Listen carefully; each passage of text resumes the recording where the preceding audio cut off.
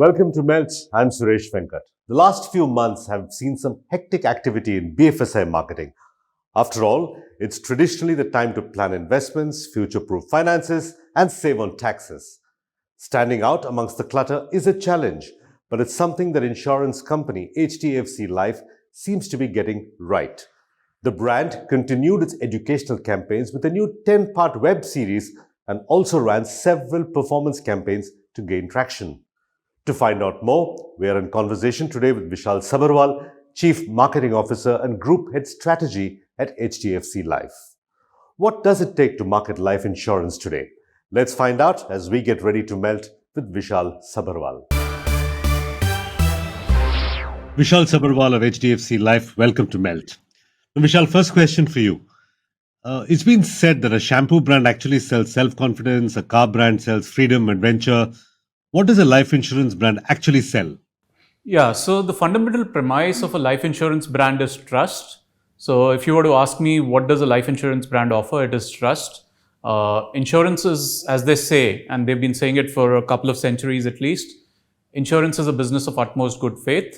So you as a consumer, tell us everything about yourself, and we as an institution will try and honor the claim or any other liability that we owe you at the moment of truth. So that's what a life insurance brand essentially stands for. There is a fundamental morbidity about selling life insurance. It makes people think about death. How does a marketer get around this phenomenon? Yeah, so as a marketer, especially as you would know in our case, we kind of speak a lot about financial independence. Our tagline, Saruthake Jio, essentially stands for that, and for enabling you and your loved ones to live a life of pride. As you said, life insurance is a morbid topic. Actually, life insurance is much beyond that.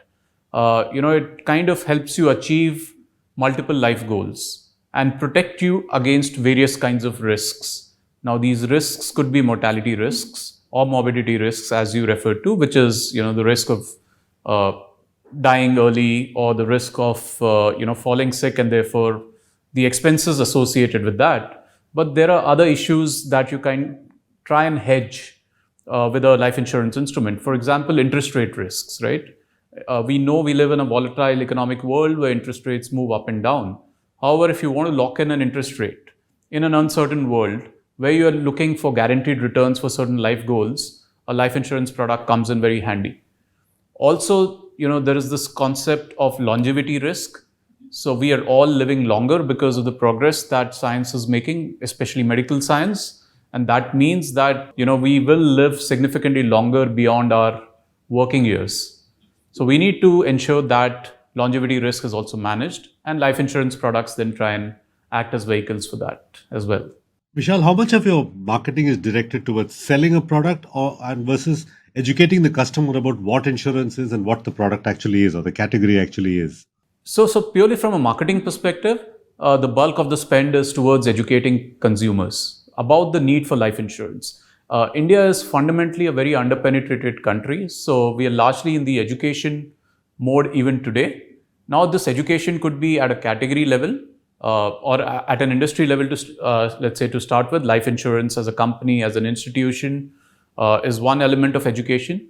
The other element of education is around various product offerings that we have, right? Now, when I say education, people typically associate life insurance with either a death claim in somebody's mind. In somebody's mind, it's about a money-back policy or an endowment policy. So one of our jobs and roles as marketers is to ensure that we are able to demystify these categories for consumers. So therefore, a lot of effort in explaining, educating consumers about our product offerings. So that's how most of our money goes. Of course, a part of the money also goes towards, let's say, performance marketing driven campaigns, which are largely ROI driven and sales and customer acquisition driven. But bulk of it is, even today, still consumer education. Okay, so that's the education part. What are the key challenges in actually selling a life insurance product? Even today, right, if you look at how life insurance transactions happen, you need an intermediary to kind of give you bespoke advice about, after assessing your, let's say, your financial goals. It could be about assessing your health standards. Now, as a consumer, one may have multiple requirements, right? You may have a requirement to manage mortality risk, as I spoke about earlier, morbidity risk, longevity risk. You might also want to use a life insurance instrument to create wealth. And given the number of products which are out there, the number of insurers out there, I mean, in most instances, people do prefer a human touch and an interaction with an intermediary. So one can say it's unlike some of the other industries which have got disintermediated very, very rapidly. Life insurance is still a long distance from that. And the primary reason is a human touch, advice, and trust is very, very important in the entire sales life cycle. Vishal, many financial advisors and financial advice columns say that buy insurance for insurance and buy investment products for investment. Right? And quite often, life insurance companies such as HDFC sell a combination of these two products, which both insure and give you some money back or some form of savings.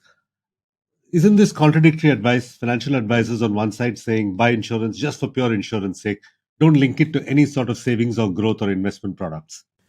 Yeah, so my answer to that is what are you insuring against?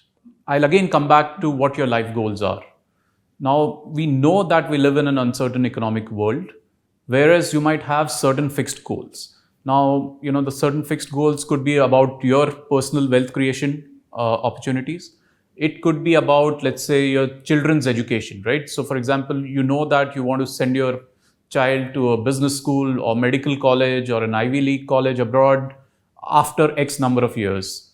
Now, in a world where, especially in the private sector, people are switching jobs, people are switching cities, industries are changing very, very rapidly, with the advent, let's say, of today, AI.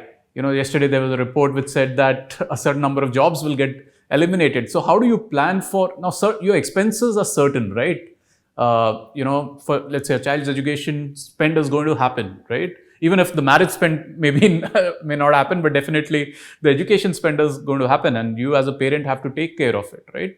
Now, how do you do it? So we have, let's say, guaranteed products which take care of it, which no other financial instruments will offer. Let's say you have to take a product which gives you a certain guaranteed return as long as you live, or not just as long as you live, but also maybe an amount to your spouse or somebody else, which is effectively a pension plan or an annuity plan, and do it at a fixed guaranteed rate. So an insurance company also helps consumers manage economic volatility, right? So that, and manage it over an extremely long life cycle. Now, a lot of the other products, whether these could be products, debt products, these could be banking deposit products, and so on and so forth. Their tenure is typically limited, whereas for insurance products, these are really longer term products. So mortality risk, insurance cover is one part of what life insurers offer. The other extreme is things like guaranteed risks, right? Now, where most may not use the word advisors, but definitely a lot of people on financial Twitter, or a lot of people in the print media also speak about keeping, let's say, your wealth creation goals separate from your insurance products. But however, if you look at the unit-linked plans which exist today as on date, they're very, very different from the unit-linked plans that existed in the first decade after the industry got privatized. So today you have this concept called reduction in yield, right? So if, let's say, you have invested in a fund and you have generated, let's say, 100 rupees of return, there is a certain cap that the regulator puts in terms of how much of charges can an insurance company extract. So you get an insurance cover. There are some tax benefits that you get if you invest in a unit-linked plan. And on top of it, in a single product, you have the choice of, let's say, investing in typically anywhere between 10 to 12 funds. So within a single product, you can switch between an equity fund to, let's say, a blue chip equity fund, to, let's say, a mid cap equity fund, to a balanced fund, to a bond fund, to a government securities oriented fund, and so on and so forth. So one product, but underlying you might have about 10 to 12 funds. A lot of our unit linked products today, especially which are available digitally and online, they allow customers to take their money back, the mortality charges. In the event that the policyholder does not die, we refund the mortality charges, right? So effectively, you get the dual benefit of investments and investments across multiple asset classes, and you get back your mortality charges in case you do not die. In the event of the policyholder dying, we pay the death claim, right? So it's a win-win. Heads I win, tails I don't lose kind of a scenario for a consumer. Let's come to your latest campaign, The Missing Dulha. It's not a film, it's actually a series of short films that are interlinked. My first question to you is this inspired by the binge watching phenomenon that we see on OTT? People watching multiple episodes at one time? Yeah, so a lot of the campaigns that we do, we especially on digital platforms, we kind of pick up from the social context in which we are operating. Of course, the aspect that OTT has kind of grown in stature over the last decade or so played a role in it. The idea was, consumer education at one level about multiple products, right? So, for example, things like the earlier you buy, the cheaper it is for you as a consumer, right? That's one concept. As in, the earlier you lock in your insurance rates, it comes out cheaper to you because you're healthier, younger, and so on and so forth. The other aspect was around, let's say, retirement planning or planning for your child's education, or that you could adjust your life cover in a term plan or in a flagship term plan or protection plan. Now, these are multiple concepts, and we started with saying, can we do about anywhere between 6 to 10 films, right? Where we will do bite-sized films, but the story continues. Can we crack a script around it? So we reached out to our partners, and when the script came in, and it was a very rough script, the first 2-3 films were very good, right? And then we said, okay, we have to work on the rest. But the concept started to make sense, right? Now then, because we are in insurance, all our scripts, etc., have to be compliant with regulations. So we obviously gave it for vetting from compliance, and the feedback was even those guys were having enjoying it so much.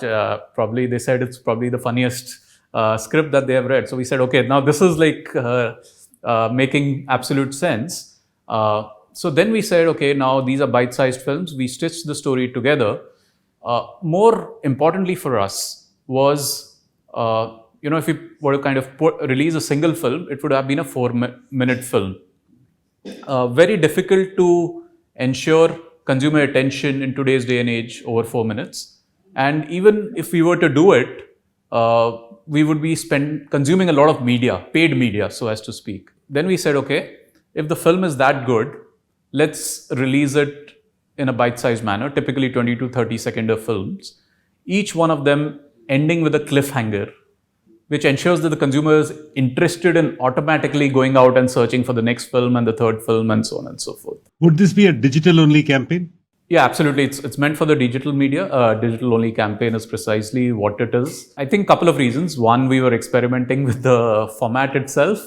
And when we started off, we weren't sure how it will shape up at the end. And also in terms of the media consumption, as I just explained, we wanted to be very, very conservative. Couple of things that we were looking at. We were looking at persuasion. Obviously, that's the goal. That's the first goal of any marketing campaign, that I'm able to persuade the customer to look at my brand and my products. So that was done. The other aspect was virality. During this, what is typically a peak insurance window, for when people come out and buy insurance products.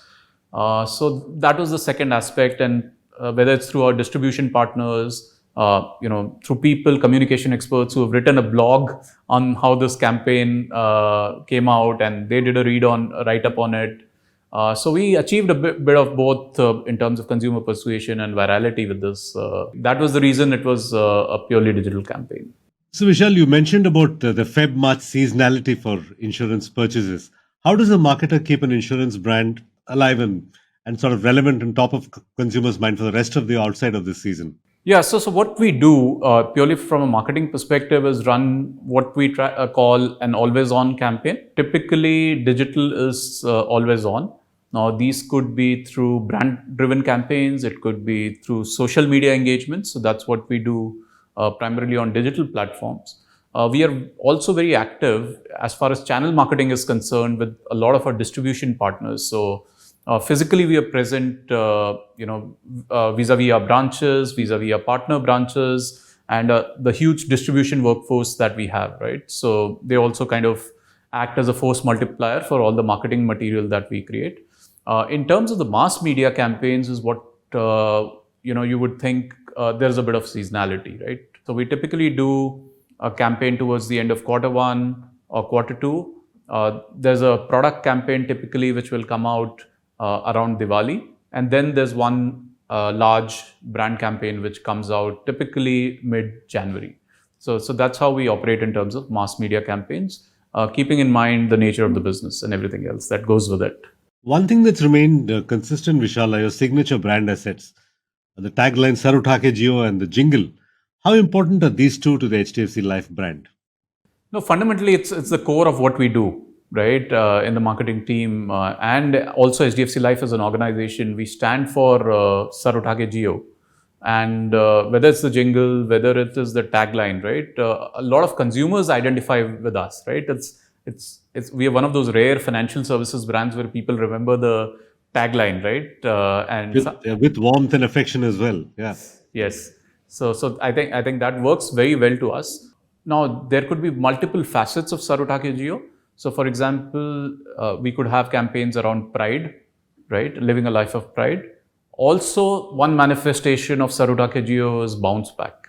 So you see a lot of stories which we have done on the bounce back theme. So for example, in the last year, a year back from now, we had the COVID batch concept, right? Where people or the students who were graduating from school, what were the lessons they learned and during the COVID years, and how they bounced back when they saw their parents, fight adversity while they were sitting at home studying and struggling with everything else that was going around.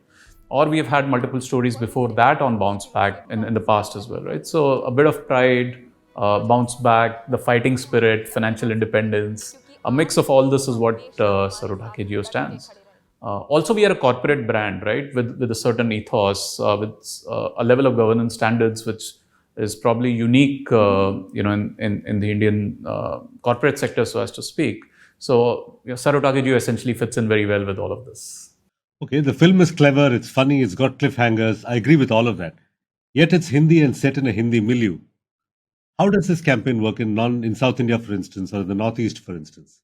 Yeah, see, I think, we referred to OTT couple of minutes back. I think what OTT has done is the language barrier is, gone away. Broken. Yeah, it's broken, even within India, right? So you can sit and enjoy a Tamil film or a Telugu film or a Bengali film. As long as the storyline and the content is very, very powerful, people enjoy it, right? So that's how it is. It is set in a common, there's a common wedding setting, and irrespective of the region that we have come from, I think all Indian weddings pretty much end up with the same chaos. So people would definitely understand that. So that was the concept. So how do you measure the efficiency versus the effectiveness of a media spend for a campaign like this? Yeah, so when we start a media campaign, obviously there are multiple KPIs in place. These could be in terms of the impressions that we serve, the consumer reach that we are targeting. It could be in terms of the view-through rates of the videos.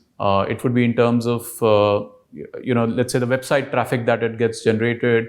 Post the campaign, we also look at measuring, let's say the brand lift scores. And whether people associate the campaign with HDFC Life as a brand, the likability of the campaign, and so on and so forth. So there are multiple business metrics that we look at, but also brand-specific metrics that we look at. Digital marketing or marketing in general, there are two parts to marketing, is what I would say. There is the brand marketing piece, and then there is the performance marketing piece, right? The brand marketing piece is essentially, let's say, like a balance sheet of a company, how strong it is, and are you incrementally building resilience for the brand, right? And making it stronger with the passage of time. And it has to continue to get stronger and stronger.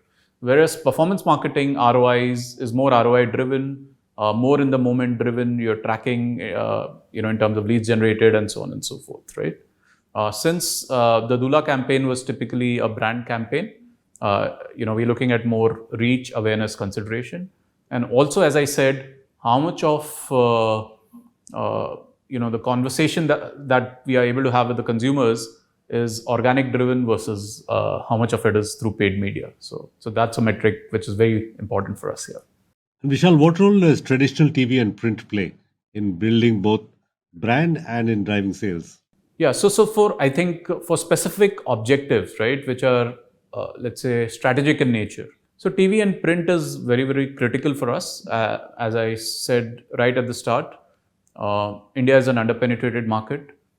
Awareness levels are reasonably high, but purchase levels are not as high as what